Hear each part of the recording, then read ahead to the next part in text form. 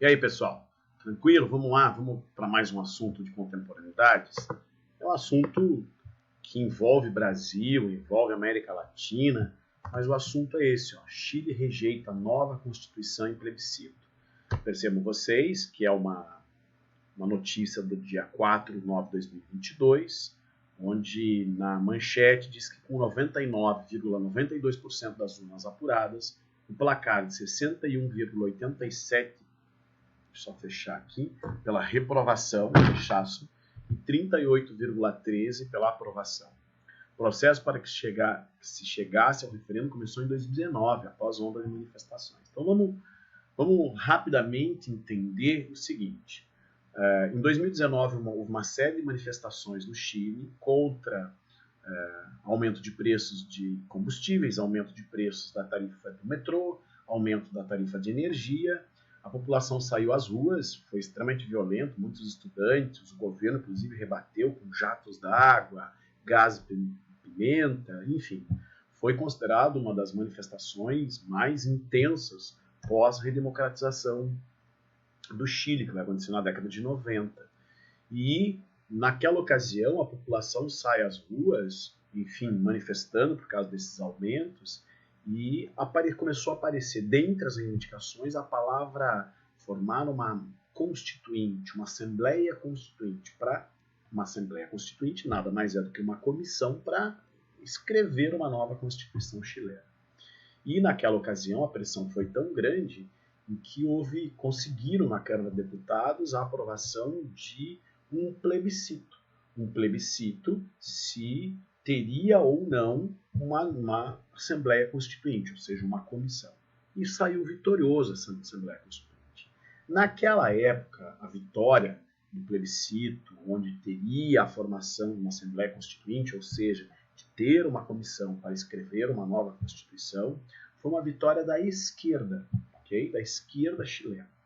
Contudo, agora, no dia 4/9, essa nova Constituição foi apresentada e com 99,92% das urnas apuradas no dia 4/9, 61,87% apoiaram a reprovação, ou seja, não aprovaram, rechaçaram essa nova Constituição, o que foi considerado uma vitória da direita.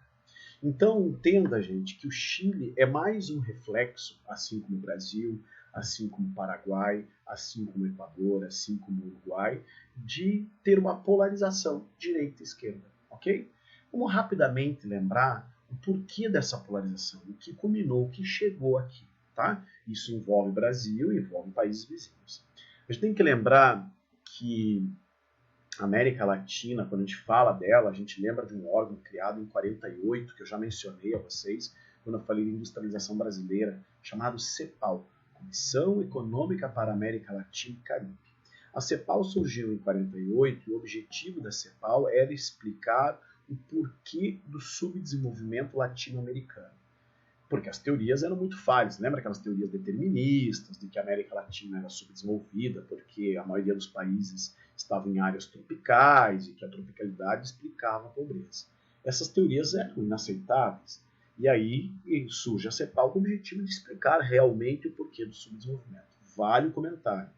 Além de explicar o porquê do subdesenvolvimento, essa CEPAL também elaborou modelos econômicos para promover um desenvolvimento. Só a título de curiosidade, parte dos economistas da CEPAL ajudaram no Brasil a construir o Plano Real, que foi um plano de estabilização econômica. Então você vê a importância da CEPAL. Mas enfim, a CEPAL levantou todos os seus estudos e chegou à conclusão de que a América Latina era subdesenvolvida porque tinha uma posição periférica na divisão internacional do trabalho. Lembra? Divisão internacional do trabalho? Se eu considerar a velha DIT, qual era a posição? Colônia de exploração.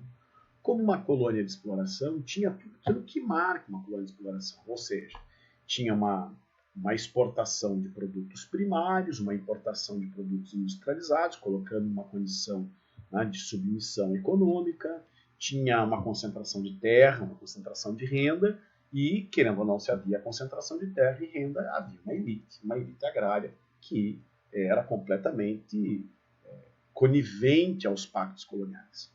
E a CEPAL levantou dizendo que o que explicava o subdesenvolvimento e que é convincente era o fato de ser uma colônia de exploração. Ok? Mas a CEPAL surge em 48, a CEPAL fala que em pleno século XX, meados do século XX, a América Latina ainda tinha, mesmo pós-independência de todos os países, deixando de ser colônia, ainda tinha uma relação que lembrava muito o período colonial. Ainda exportadores de matéria-prima, importadores de produtos industrializados, que ainda tinham uma condição periférica, que a única maneira de sair dessa condição era industrializar. Foi aí que a CEPAL começa a falar em desenvolvimento industrial. Por isso que eu vou, por causa do Brasil, tenho que voltar um pouquinho mais, tá? Por isso que quando eu falo da América Latina, da segunda metade dos anos 30 até o início dos anos 80, ela vive um processo de industrialização. Só que na primeira fase, que vai ali de 30 até mais ou menos meados dos anos, mais início dos anos 50, foi uma industrialização marcada por forte interferência do Estado. O Estado criando as indústrias estatais de energia, transportes. Então criou-se no Brasil, a gente já sabe, né? A CSN, a Cosipa, a Petrobras, a Vale do Rio Doce, mas criou a empresa estatal de cobre no Chile, criou-se a empresa de gás e petróleo na Venezuela, de gás na Bolívia, todas estatais, de gás e petróleo na Argentina, de prata e petróleo no México, enfim, foi uma onda de empresas estatais surgindo. Só que na segunda metade ali da década de 50 até o início dos anos 80, a industrialização latino-americana foi marcada por uma industrialização de atração das multinacionais. Por quê? Porque as multinacionais tinham surgido, a gente já sabe o porquê surgiu, elas surgiram e começou a se difundir a ideia de que as multinacionais permitiriam um desenvolvimento econômico mais acelerado e mais duradouro. E aí, então, muitos países começaram a receber multinacionais. O Brasil, com o JK, 50 anos em 5, vamos receber multinacionais. E aí foi o que aconteceu. Você teve uma industrialização mais efetiva em alguns países, dentre eles o Brasil, dentre eles o Chile e a Argentina, recebendo com a recepção de multinacionais. Tudo bem? Só que, o que acontece? Essa recepção dos multinacionais fez com que a gente tivesse uma forte dependência econômica, financeira, uma forte dependência tecnológica de capital externo. Então a gente dependia muito dos investimentos externos. E aí quando chega na década de 80, a década perdida, que era resultado da segunda crise do petróleo, ali, guerra Irã-Iraque, diminuiu os créditos do mundo e diminuíram com isso os investimentos. Diante dessa situação, a América Latina vai ter uma diminuição dos seus investimentos, fora que tinham surgido os tigres asiáticos, que tinham uma economia mais estável, um mercado mais promissor, e aí o pouco de investimentos que tinha, de crédito que tinha, indo para os tigres asiáticos, deixando em segundo plano, deixando de lado a América Latina. Foi aí que, não tendo investimentos, começou a não ter recursos para pagar as contas ordinárias, que dirá as extraordinárias. Não havia recursos para pagar os juros da dívida. Dívida esta adquirida com recursos do FMI, com dívidas junto ao FMI. Por quê? Porque estados como Brasil, Paraguai e Argentina emprestaram muito recurso do FMI, que é um banco que atende os interesses das multinacionais, para criar uma infraestrutura para atender as multinacionais, coisas que nós já vimos em aula. Pois bem, fato é que sem recursos, com pouco de investimento, sem crédito, o México, no início dos anos 80, declarou calote no FMI. E aí foi efeito em cadeia. México declarou calote, Brasil declarou calote, Argentina declarou calote, e aí, claro que nós já ouvimos isso. E sabemos que o FMI não aceitou esse calote. Foi quando transforma o calote em moratória, ou seja, dívida renegociada. Só que nós já sabemos que para renegociar a dívida, os países latino-americanos tinham que seguir uma cartilha de um receituário, que é o receituário do FMI. Esse receituário é marcado pelo consenso de Washington, lembra? Falou com o consenso de Washington no neoliberalismo. Tem abertura de mercado, fim das tarifas alfandegárias protecionistas, concessões, privatizações, teto de gastos, né, limite de gastos públicos, que não é uma definição, flexibilização das leis trabalhistas, responsabilidade fiscal, tudo aquilo que nós já conhecemos sobre o consenso de Washington. E aí, o consenso de Washington de 89, o que vai acontecer no início dos anos 90? Uma onda neoliberal começou a varrer a América Latina. Privatizações, concessões no Brasil, na Argentina, no Paraguai, privatização do setor de telecomunicações, de energia, de transporte, enfim. Foi a onda neoliberal varrendo a América Latina. Foi aí que num país vizinho ao Brasil, Venezuela, em que surge um líder que consegue chegar ao poder, tentou antes, em 94, por meio de um golpe, não conseguiu, chegou pelo voto em 99, chamado Hugo Chávez. E Hugo Chávez disse que se chegasse ao poder, ele ia romper com o consenso de Washington.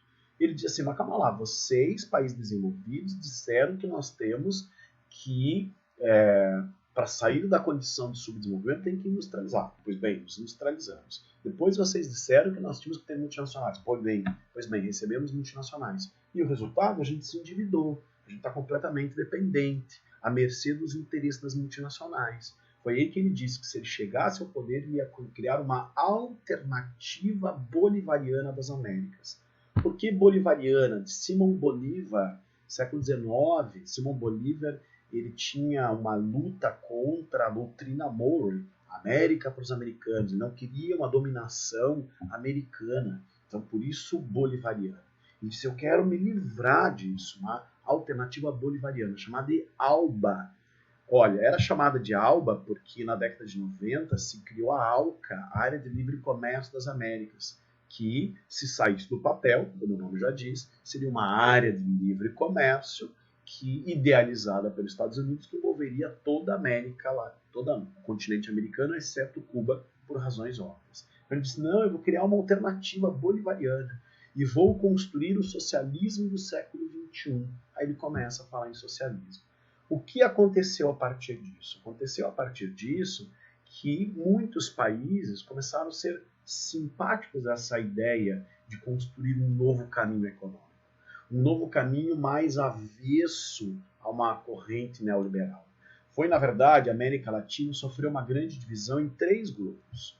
Um dos grupos chamados de conservadores. Na época, tá? Na época, Colômbia e México. Os conservadores completamente atrelados ao princípio neoliberal. Do outro lado, tinha os bolivarianos, na época, Argentina, Venezuela, Bolívia, completamente avesso ao neoliberalismo e falavam em construção do socialismo do século XXI. E, no meio, entre os conservadores e os moderadores, você tinha, entre os bolivarianos e os conservadores, tinha agora os moderadores. Os moderadores eram países em que os partidos de esquerda estavam à frente, estavam liderando, mas com princípios que lembrava muito o neoliberalismo. Fazia uma mescla ali de neoliberalismo com ideias de Estado presente, a social-democracia. Foi aí que a gente percebe, consenso de Washington, década de 89, década de 90, neoliberalismo, Hugo Chávez chega em 99, foi aí que nos anos 2000 a gente começou a ouvir falar em onda rosa. Olha, gente, onda rosa não tem nada a ver com comunismo, com socialismo, que a Venezuela implementou, ok? Falar em onda rosa, você está falando de uma social-democracia, avesso à agenda neoliberal. Então você começa a ver uma social-democracia varrendo a América Latina, a tal da onda rosa, com a esquerda à frente, com partidos de esquerda. Esquerda, extrema esquerda, esquerda moderada, esquerda, enfim, a esquerda, tá? Chegando ao poder. Foi aí que a direita se alvoroçou, né? Lembrar que quando a esquerda chega ao poder, vai se arvorar contra a direita, natural. Quando a direita chega ao poder, a esquerda vai se arvorar contra. É um ciclo normal. Quando a esquerda esteve no poder, estava no poder, foi que a direita começou a criticar, dizendo, olha, vocês criaram uma série de programas sociais, vocês criaram uma série de programas de investimentos de Estado que endividaram o Estado, levaram o Estado à bancarrota. É o que o atual presidente Bolsonaro fala em relação à esquerda. Olha, vocês quebraram, vocês endividaram, fora as acusações de corrupção e assim por diante. Então foi ali a direita batendo de frente. E no Chile, a direita era marcada por um cara chamado, deixa eu puxar aqui, Sebastián Piñera. Ele, de direita, chegou ao poder acusando a esquerda de ter gasto demais, de ter criado uma série de programas sociais que endividavam o Estado. Esse Sebastián Piñera chega ao poder e o Sebastián Piñera era muito marcado pela direita. Deixa eu só aqui para colocar o nomezinho dele aqui. Não deixa essa bolinha, ela dá uma travada, mas aqui foi. Sebastián Piñera, ele representava a direita, só que ele se elegeu dizendo que ia resolver todos os problemas estes criados pela esquerda, que a esquerda tinha endividado. Você entende, gente, que o Chile estava dividido, mas o Brasil dividido. Foi o mesmo discurso no Brasil, o mesmo discurso do Rafael Correa. O Rafael Correa era de esquerda no Equador, a direita começou a acusá-lo. O mesmo discurso contra Evo Morales na Bolívia, o mesmo discurso contra Hugo Chávez e posteriormente Nicolás Maduro, o mesmo discurso com Fernando Lugo no Paraguai, onde a esquerda chega ao poder e a direita diz, olha, vocês estão gastando demais. E Sebastián Piñera representava a direita e se elegeu, como eu disse, dizendo, vou resolver os problemas. Lembra muito o Brasil nesse sentido. Só que em 2019 ele queria acrescentar 30 pesos na tarifa do metrô e aumentar a tarifa de energia, o que a população saiu às ruas. Houve uma revolta popular que foi considerado o maior ato desde a ditadura no país. Com gás lacrimogêneo, com gás pimenta, com jato d'água, a população nas ruas, e a população fazia exigências. Ela queria mudanças no sistema econômico, ou seja, não queria mais aquela agenda neoliberal, ela queria mais proteção social, porque quando você fala de neoliberalismo, deixa de lado essa proteção social. Então eles estavam questionando isso. Queriam melhor acesso à saúde. Ah, mas o Chile não tinha uma boa estrutura de saúde? Sim, só que é neoliberal, tem que pagar, é tudo pago, é tudo privado. Queria um melhor acesso à educação? Pô, mas não tinha educação? Sim, tinha que se pagar. E aí começou a aparecer nessa pauta de exigências, muita gente falando, nós queremos uma nova Constituição que tinha sido construída lá na década de 80, a Constituição que foi herdada da ditadura de Pinochet, com aquela onda, né, da ditadura dos militares chegarem ao poder. Lembra que a partir dos anos 60 a gente viu a ascensão das ditaduras militares. Deixa eu rapidamente comentar com vocês o porquê dessa ascensão, né? Porque a gente sabe que teve em 59 a Revolução Cubana. No momento que houve a Revolução, ela não era socialista. Tanto que Fidel Castro foi até os Estados Unidos buscar apoio financeiro. Mas ele já tinha promovido algumas reformas administrativas que feriam os interesses de uma elite americana que tinha seus negócios em Cuba. Gente, Cuba é mar do Caribe. Era férias dos americanos. A elite americana ia aqui curtir. E tinha resorts, hotéis, que eram famílias americanas, manos. E Fidel Castro promove algumas reformas. Foi que o presidente americano nem o recebeu, porque pegaria mal ele receber Fidel Castro, uma vez que ele tinha ferido os interesses de parte da elite americana que tinha seus negócios em Cuba. Foi aí que Fidel Castro volta irado para Cuba, manda fechar hotéis, manda fechar resorts, expulsa americanos, expulsa dissidentes cubanos que não aceitavam o seu regime, manda outros para o paredão. O ditador é sempre assim, o ditador ele vai fechar a imprensa, e tudo mundo que fala contra ele promove uma perseguição. E foi o que aconteceu. Foi aí que Nikita Khrushchev, na União Soviética, viu com bons olhos. Vamos fazer uma aliança com Cuba. Não que Cuba tivesse muito a oferecer. Cuba não tinha muito a oferecer. Mas Cuba simbolizava muito. Imagina, em plena zona de influência americana, uma ilha agora atrelada aos interesses soviéticos. Foi aí que houve uma aproximação. E nós sabemos que dessa aproximação houve a instalação de mísseis soviéticos em Cuba, gerando a famosa crise dos mísseis de 1962. Resolvido esse imbróglio dessa crise dos mísseis, desinstalando os mísseis soviéticos, houve uma preocupação que outros países latino-americanos pudessem ter o mesmo caminho que Cuba.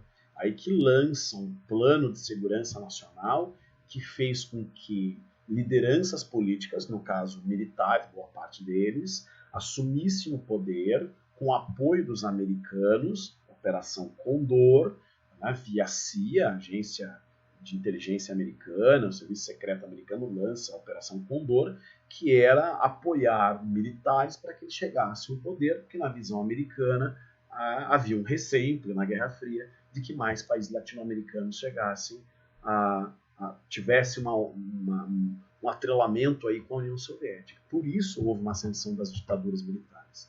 A ditadura chilena foi de 73 a 1990, onde Pinochet era o grande representante. No seu governo, os sindicatos entraram na ilegalidade, a estrutura de seguridade social foi privatizada, cerca de 3 mil mortes e mais de 40 mil torturados. Foi considerado a ditadura mais violenta.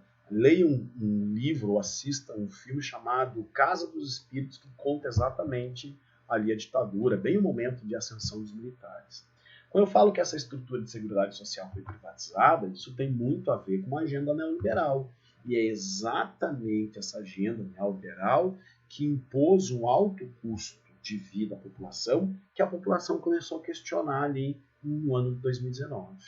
Então, eles querendo uma nova Constituição, porque não aceitavam mais. A gente tem uma estrutura bacana, médica, escolar, educacional, mas é muito caro. Por quê? Porque está privado isso.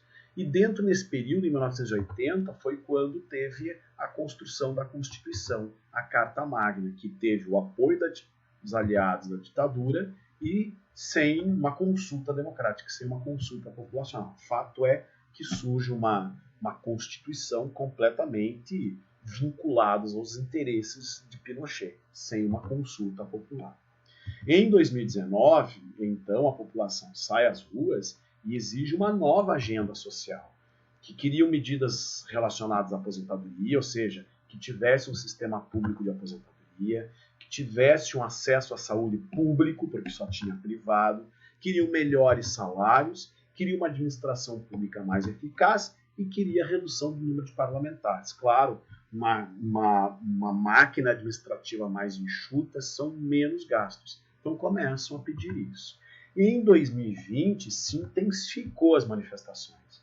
Mais manifestações, por quê? Porque ficou escancarado o problema de saúde. Era a Covid, também teve problemas com a Covid, e agora a população dependendo do serviço de saúde e simplesmente tendo que pagar e sem condições financeiras. Foi aí que houve um pedido da população para que na Assembleia, na Câmara dos Deputados, para rever o sistema de pensões, porque a população exigia que 10% da aposentadoria fosse liberado, fosse possível resgatar para financiar a vida ali, o custo de vida alto e o acesso à saúde. Então a população exigiu, e aí foi feita uma lei que autorizava esse resgate de 10%.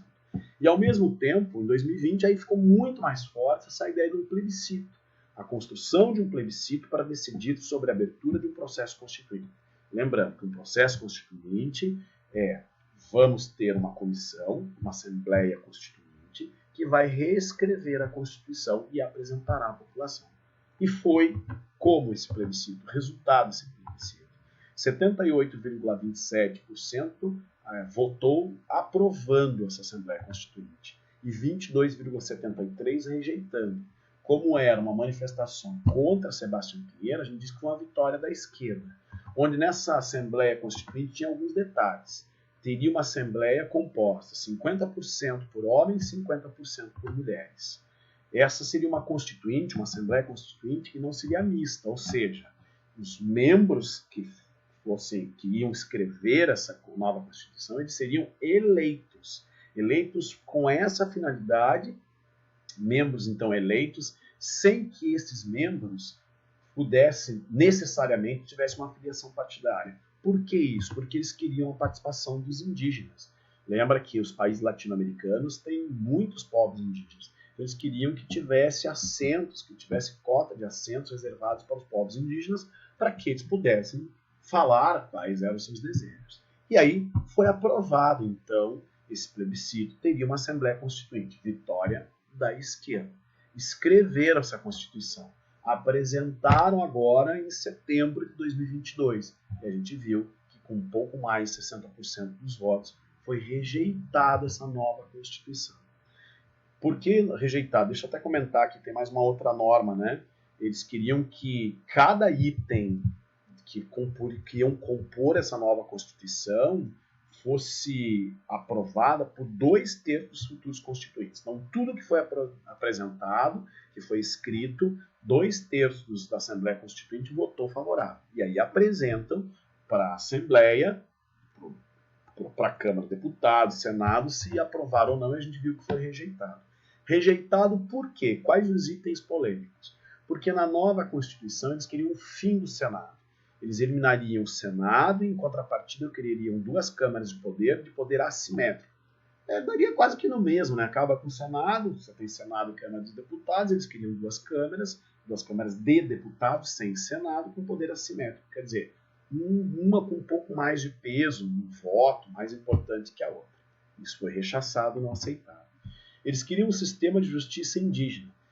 Nessa Constituição, haveria um reconhecimento dos sistemas jurídicos indígenas com uma ressalva, né, de que os mesmos respeitariam a Constituição. Quer dizer, reconhecer o sistema jurídico indígena significa que, se não for um crime de maior gravidade e se não for algo de acusação contra o presidente, que atente à democracia, eles seriam julgados à luz da regra indígena. Está lá numa reserva, cometeu um ato que não foi hediondo, um crime menor, seria julgado por esse sistema jurídico indígena, levando em conta a cultura indígena.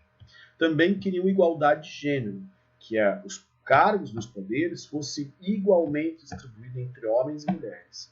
Esse foi um tema polêmico que não foi aceito. Tinha a questão ainda do aborto. O aborto foi incluído na nova Constituição, incluído o direito à interrupção voluntária da gravidez por qualquer mulher. Um plano de saúde que seria público, né?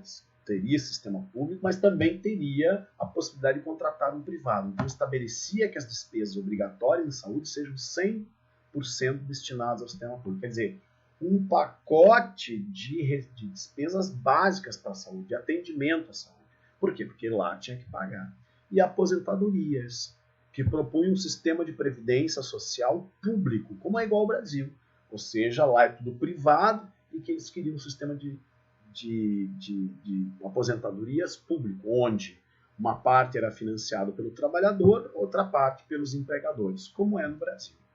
Então, as aposentadorias, o sistema público de aposentadoria, o sistema público de saúde, a possibilidade do aborto, interrupção em qualquer momento, igualdade de gênero, mulheres e homens, sistema jurídico indígena e fim do Senado, foram 6 temas mais polêmicos em que fez com que não fosse aprovada essa nova Constituição, o que foi considerado uma vitória da direita. Então, lembra, o plebiscito, uma vitória da esquerda.